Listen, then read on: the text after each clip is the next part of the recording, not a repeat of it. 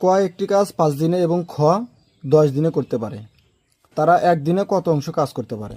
তো একটা টিচারকে দেখলাম সমাধান করতেছে এইভাবে, ক অবলিক খ 1/5 1/10। এটা আমরা কীভাবে লিখলাম? কারণ এই 5-এর নিচে মনে মনে একটা 1 আছে, এই জন্য আমরা 1/5 1/10 লিখলাম। তারপরে 1/5 যোগ 1/10, কারণ কি দুজনের কাজের সমষ্টি চাইছি। আচ্ছা, বুঝলাম।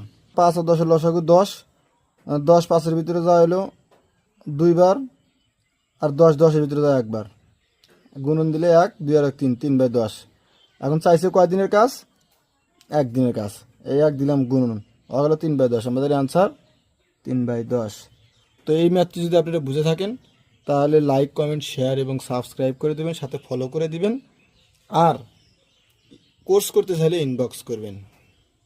আচ্ছা, আমার কথা হইলো এই জায়গায় আপনারা যারা আমি এতক্ষণ লেকচারটা দিলাম, আপনারা এই অঙ্কটার ভিতরে কি বুঝলেন একটু কমেন্ট করে জানাইবেন। দ্বিতীয় কথা হইল, শিক্ষা দেওয়ার পদ্ধতিটাই যদি এরকম হয় তাহলে শিক্ষার্থী কি শিখবে আর ভবিষ্যৎ প্রজন্মকেই বা কী শিখাবে?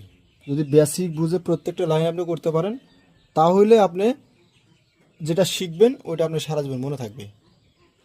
আর যদি আপনি এইরকম হজবরলভাবে শেখেন তাহলে মনেও থাকবে না, পরীক্ষা শুধু গোল্লা, ক্রস, ডাবল জিরো, ঘোড়ার ডিম, হাঁসের ডিম এগুলো ভাবেন।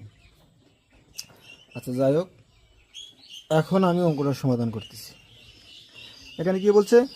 ক একটি কাজ 5 দিনে এবং খ 10 দিনে করতে পারে, তারা একদিনে কত অংশ কাজ করতে পারে? এখানে তো চাইছি একদিন। ক 5 দিনে করে 1 অংশ, সুতরাং একদিনে করে 1/5 অংশ। সেম খ 10 দিনে করে 1 অংশ, সুতরাং একদিনে করবে 1/10 অংশ। এখন কি বলছে? দুজন একসাথে একদিনে কত অংশ কাজ করতে পারবে? দুইজন একদিনে পারে 1/5 যোগ 1/10।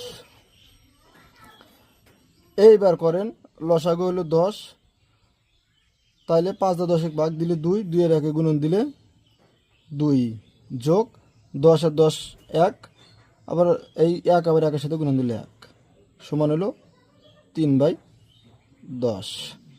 তাইলে এই আনসার হলো 3/10। বেসিক শিখলে আপনি